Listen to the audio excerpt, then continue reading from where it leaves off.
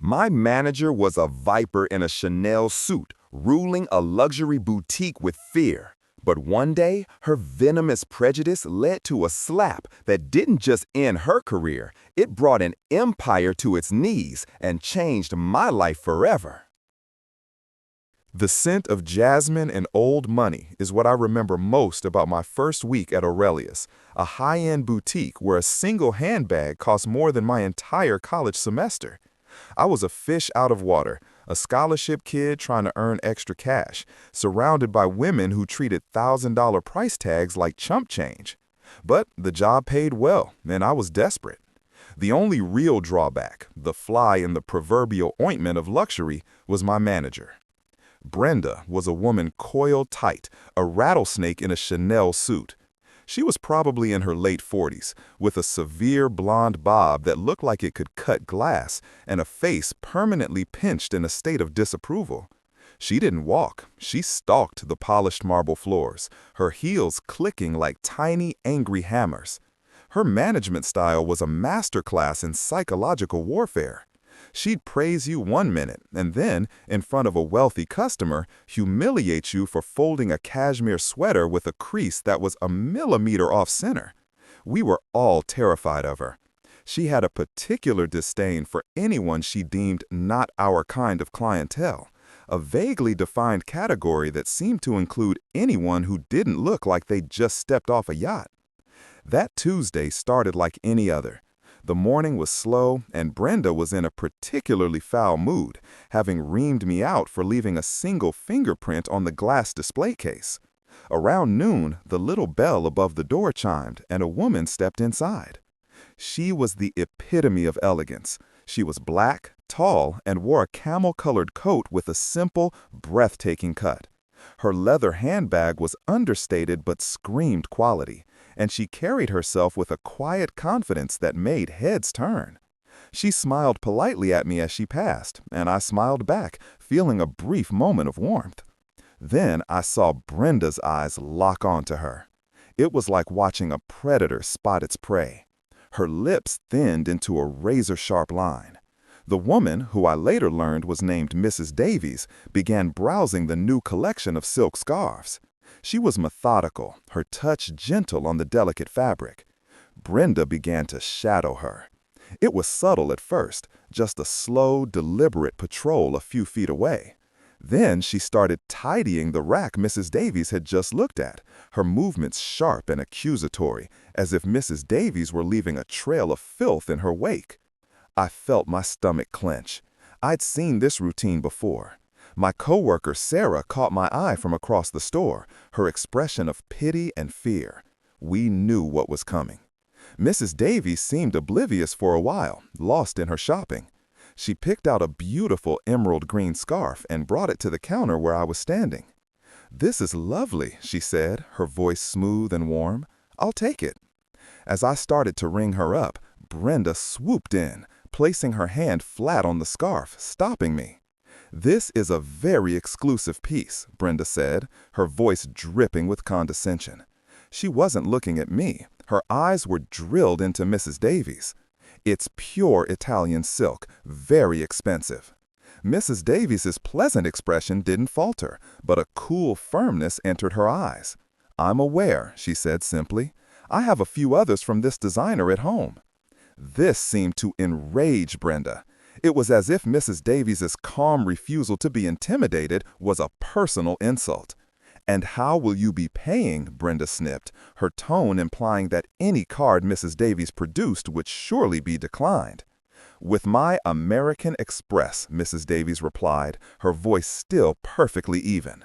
She opened her wallet and produced a gleaming black card, the Centurion, the mythical black card. I had never actually seen one in person. It was the ultimate symbol of wealth, invitation only. For a split second, Brenda was stunned into silence. I saw a flicker of shock, maybe even fear in her eyes. But it was quickly replaced by a wave of furious disbelief. Her warped logic couldn't compute. This woman couldn't possibly have this card. It had to be fake. It had to be a trick. "We'll have to verify this," Brenda said, snatching the card from Mrs. Davies's hand. "That's fine," Mrs. Davies said, her patience clearly wearing thin.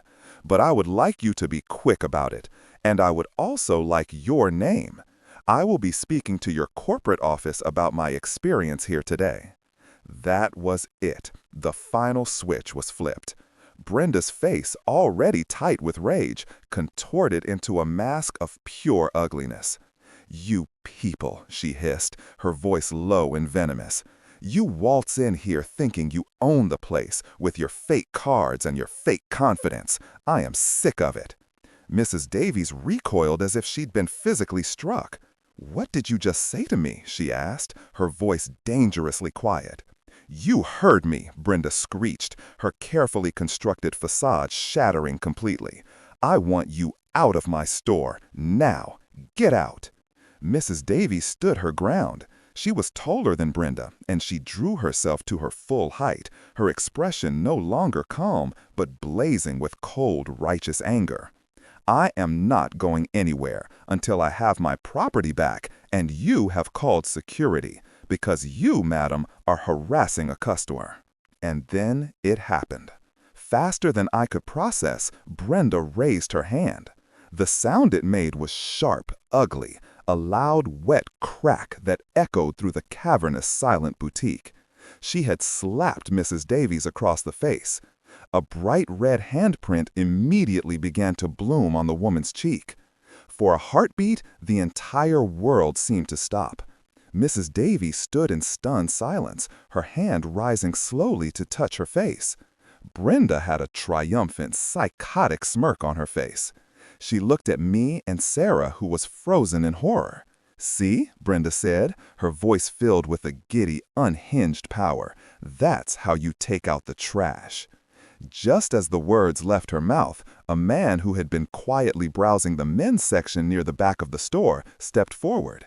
He was unassuming, dressed in a simple pair of jeans and a plain gray hoodie. I had barely registered him as a customer. He cleared his throat, and the sound was quiet, yet it cut through the toxic atmosphere like a judge's gavel. Brenda whirled around, annoyed at the interruption. "Can I help you?" she snapped, ready to unleash her venom on a new target. The man didn't even look at her. His gaze was fixed on Mrs. Davies, his expression filled with a deep and sudden concern. "Eleanor," he said, his voice soft but carrying an unmistakable authority. "Are you all right?" He knew her name. Brenda's jaw went slack. The man stepped closer to Mrs. Davies, gently tilting her chin to inspect the red mark. He then turned, and his eyes, which had been so warm a moment before, became chips of ice as they landed on Brenda. "As for you," he began, his voice dropping to a low, dangerous tone that sent a shiver down my spine. "You and I need to have a word about customer service and about who really owns this store." Brenda let out a short, barking laugh. It was a sound completely devoid of humor, sharp and brittle. "You own this store?" She looked the man up and down, her gaze lingering on his worn sneakers with obvious contempt. "That's rich. I've been the manager here for 7 years. I know the owner, and you, sir, are not him. Now, I'm telling you for the last time, take your girlfriend and get out before I have you both arrested for trespassing." The man, Arthur, didn't even flinch. He simply reached into his pocket and pulled out a plain, standard-issue smartphone. He tapped the screen a few times, then put it to his ear. Brenda rolled her eyes, crossing her arms as if preparing to wait out a childish prank. "Yes, it's me," Arthur said into the phone, his voice calm and level. "I need head of security at the Aurelius Fifth Avenue flagship, immediately. And call the NYPD. We have an assault in progress on a customer. Yes. Also, patch me through to Helen Lancaster in HR. It's urgent." A wave of cold dread washed over me. Helen Lancaster was the head of human resources for the entire North American division. She was a corporate phantom, a name on an email memo, not someone you called about a difficult customer. Brenda's smug expression began to melt. A flicker of uncertainty, of pure animal fear, entered her eyes. The name had registered. This was not part of the script she had in her head. "Who do you think you are?" she demanded, but her voice had lost its sharp edge, cracking slightly on the last word. The man ignored her, ending his call. He slipped the phone back into his pocket and finally met Brenda's gaze. His eyes were like polished gray stones. "I am Arthur Vance," he said, the words landing with the weight of cannonballs in the silent store. "And you, Brenda, have just put your hands on my wife." The world tilted on its axis. My wife? Sarah, beside me, let out a tiny strangled gasp. Brenda's face went through a rapid-fire series of transformations: confusion, disbelief, dawning comprehension, and finally a stark, blood-drained terror. She looked from Arthur's impassive face to the elegant woman beside him, Eleanor Davies Vance, who was now watching Brenda with an expression of cold, clear judgment. The camel coat, the understated handbag, the quiet confidence, it all snapped into focus not as the costume of a pretender, but as the everyday reality of a billionaire's wife. Brenda had not just slapped a customer, she had assaulted the wife of the man who signed her paychecks. The sound of Brenda's whimpering was pathetic. "Oh my God," she whispered, her hands flying to her mouth. I didn't know. Sir, I am so sorry. It was a misunderstanding. I thought with the card." "You thought what, Brenda?" Arthur Vance asked, his voice dangerously soft. "You thought my wife's skin color meant she couldn't possibly possess a certain credit card? You thought your position as a manager gave you the right to humiliate and then physically assault another human being? Tell me, what part of that was a misunderstanding?" Before Brenda could formulate a response, two large men in immaculate black suits entered the store, moving with silent, swift efficiency. They nodded once at Arthur. "Mr. Vance," one of them said. Arthur gestured towards Brenda with a slight tilt of his head. "This woman is no longer an employee of this company. Escort her from the premises. Now. Make sure she doesn't take anything but her purse. Her personal effects from her office will be couriered to her home." Brenda completely fell apart. The carefully maintained facade of the Chanel-clad tyrant crumbled, revealing a desperate, pleading woman. "No, please, Mr. Vance, please, you can't. This job is my life. I have a mortgage, please." She tried to step towards him, but one of the security guards moved to block her path. Mr. Vance looked at her, and there was not a shred of pity in his eyes. "Your career ended the moment you decided your bigotry was more important than your humanity," he said, his voice like the crack of a whip. "You should have considered your mortgage before you laid a hand on my wife." The security guards each took one of Brenda's arms. She didn't resist, she just sagged between them, sobbing hysterically as they guided her toward the door. Just then, two uniformed NYPD officers walked in, their presence making the surreal situation feeling terrifyingly real. They intercepted Brenda and the security team at the door, and one officer began speaking to Mrs. Davies Vance in a low, respectful tone. Brenda was not just fired, she was being arrested. As they led her out, a broken, weeping mess, her eyes met mine for a fleeting second. I saw no remorse in them, only a deep, bottomless well of self-pity and hatred. Mr. Vance watched them go, his expression unreadable. He turned to his wife, spoke to her quietly for a moment, and she nodded, heading outside to give her statement to the other officer. The boutique was now deathly quiet, save for the faint sound of Sarah's shaky breathing beside me. I felt frozen in place, terrified that we were next, that we would be fired for standing by and doing nothing. Arthur Vance turned his back to the door. He scanned the pristine, silent store. His gaze fell upon the small black dome of a security camera mounted in the corner of the ceiling. He looked at it for a long moment before his eyes drifted down and landed directly on me. I'm going to need to review every minute of security footage from this store for the past 3 months, he said, his voice echoing in the marble-floored room. He took a step toward the counter, towards me and Sarah. He stopped right in front of me, his gray eyes searching my face. "And you," he said, his voice leaving no room for argument, "I'm going to need you to tell me everything." My heart was hammering against my ribs so hard I thought it might crack one.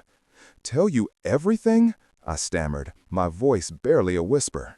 My mind raced, flashing through every instance of Brenda's cruelty I'd witnessed, every snide remark, every whispered insult, every customer she'd trailed with that predatory glare. How much did I say? How much did he already know? Was this a test? Arthur Vance held my gaze, his expression softening slightly. He seemed to see the fear in my eyes. "You're not in trouble," he said, his tone reassuring but firm. "I know how she operated. I know what she did to her staff. I need to know the full extent of the damage, for the record." He glanced over at Sarah, who looked like she was about to faint. "Both of you." I took a deep breath, the air shuddering as it entered my lungs. And then it all came pouring out. I started with that day, describing how Brenda had shadowed his wife from the moment she walked in, the condescending questions, the snatching of the credit card. Then I went further back. I told him about the young couple she'd accused of being too urban for the store and had security remove. I told him about the elderly woman with a slight tremor in her hands, whom Brenda had loudly shamed for manhandling a delicate lace blouse. I told him about the endless microaggressions, the compliments that were really insults, the way she would instruct us to keep a special eye on certain customers based on nothing more than their appearance. Sarah, emboldened by my confession, found her voice and joined in. She recounted how Brenda had mocked a plus-sized woman behind her back, so loudly the woman overheard and left the store in tears. She told him how Brenda would often lose the resumes of applicants she deemed unsuitable for the Aurelius brand. It was a torrent of ugly, pent-up truths, a catalog of the quiet poison that had permeated the boutique for years. We spoke for what felt like hours, the police having finished their preliminary work and left, leaving the store in an eerie, suspended state of reality. Mr. Vance listened to every word, his face a stony mask, but I could see a muscle twitching in his jaw. When we finally fell silent, exhausted and emotionally drained, he nodded slowly. "I knew it was bad," he said, his voice low and heavy. "I had received anonymous complaints, vague reports of a hostile environment, but I never imagined this." He looked around the opulent store, at the gleaming displays and perfectly arranged merchandise. This place was supposed to be a sanctuary of beauty. Instead, she turned it into her own private fiefdom of hate. He fell silent for a long moment, lost in thought. Mrs. Davies Vance had come back inside and was standing quietly by his side, her hand resting on his arm. She gave me and Sarah a small, sad smile of gratitude. The red mark on her cheek had faded, but the memory of the slap hung in the air like a ghost. Finally, Mr. Vance looked back at me. "Brenda had a regional manager, a supervisor. Did he ever visit the store? Did you ever see him interact with her?" "Mr. Peterson?" I said. "Yes, he comes by maybe once a month. But they were friends. They always went for a long lunch. He never talked to us without her present. He always said this was the highest grossing location in the district and that Brenda was a miracle worker." A dark, humorless smile touched Arthur Vance's lips. "I see. It seems the rot goes deeper than I thought." He pulled out his phone again and made another call. "Get me Peterson," he said, without preamble. "Yes, Mark Peterson. Tell him to be at my corporate office at 9 a.m. tomorrow. He can bring his lawyer. No, don't tell him why. Just tell him it's a matter of his continued employment." He hung up. Just like that. Another career. executed in a single sentence. I felt a dizzying sense of vertigo. This man wielded power like a surgeon wielded a scalpel, with precision and without hesitation. He then turned his full attention back to me and Sarah. Obviously, the store will be closed for the remainder of the day. You'll both be paid, of course. He paused, studying us. This store needs a new manager, someone who understands what this brand is supposed to represent. Service, respect, inclusivity. My blood ran cold. He couldn't possibly mean. His eyes landed on me. You've worked here, what, 6 months? You're in college. What are you studying? Business administration, sir, I managed to squeak out. Fitting, he said, with a hint of a genuine smile. You seem to have a good head on your shoulders. You saw what was wrong here, even if you felt powerless to stop it. That's more than I can say for Mr. Peterson. He stepped closer, and my world shrank to the space between us. I have a proposition for you, he said, his voice dropping to a confidential tone. I'm not offering you Brenda's job, not yet. You're not ready for that. But I am offering you the position of acting manager, effective immediately. I'll bring in a seasoned professional from our Madison Avenue store to mentor you for the next few months. You'll learn everything there is to know about running a flagship location, how to handle inventory, staffing, everything. You'll report directly to her, and she will report directly to me. I was speechless. I couldn't form words. Acting manager? Me? 6 months ago, I was worried about paying my rent. Now a billionaire was offering me the keys to a kingdom on Fifth Avenue? But that's not all, he continued, his gaze intense. The security footage, I still want it reviewed. Every minute. I want you to sit with my security team and identify every single customer who was mistreated, disrespected, or profiled by Brenda. We are going to find them, every last one. And then, he said, leaning in slightly, his voice a low, determined growl, we are going to make it right. Starting tomorrow morning, you and I are going to personally call them and apologize. And then we are going to send each and every one of them a 5-figure gift certificate and a handwritten apology from me. This company is going to fix the damage she caused. My mind reeled. The sheer scale of it, the audacity, the justice. It was more than I could have ever imagined. It was a chance not just to run a store, but to heal it. Sir, I don't know what to say, I finally whispered, tears welling in my eyes. Say yes, he said simply. Yes, I breathed. Of course, yes. Good, he said, clapping his hands together once, the sound decisive. Get some rest. Tomorrow, our real work begins. He and his wife turned and walked towards the door, a silent, powerful unit. As he opened the door to leave, he paused and looked back at me over his shoulder. Oh, and one more thing, he said, his expression turning serious once more. We'll be issuing a press release about this tomorrow, about the termination and the new initiatives. It will probably make the news. Be prepared. He gave me a final nod. Then he was gone, leaving me and Sarah standing alone in the silent million-dollar boutique that was suddenly, terrifyingly, my responsibility. The weight of it all was just beginning to crash down on me when my phone buzzed in my pocket. It was a news alert from a local city blog. My hands shaking, I looked at the screen. The headline made my blood run cold. It read, "Scandal on Fifth Ave. Boutique manager fired after viral video shows her slapping customer." Below it was a grainy, shaky video, clearly filmed on a phone. It showed the entire incident, the argument, the slap, everything. And it had been posted by another customer, one I hadn't even noticed, who had been filming the whole time. The world went silent. The grainy video on my phone played on a loop, Brenda's shrill voice and the sickening crack of the slap echoing in the empty store. It had been online for less than 20 minutes and already had tens of thousands of views. Comments were pouring in, a tidal wave of outrage and disgust. My stomach twisted into a knot of pure dread. Mr. Vance's warning about a press release felt like a quaint understatement. This wasn't a corporate memo. This was a wildfire. I was no longer just the acting manager of a store. I was the acting manager of a public relations crisis.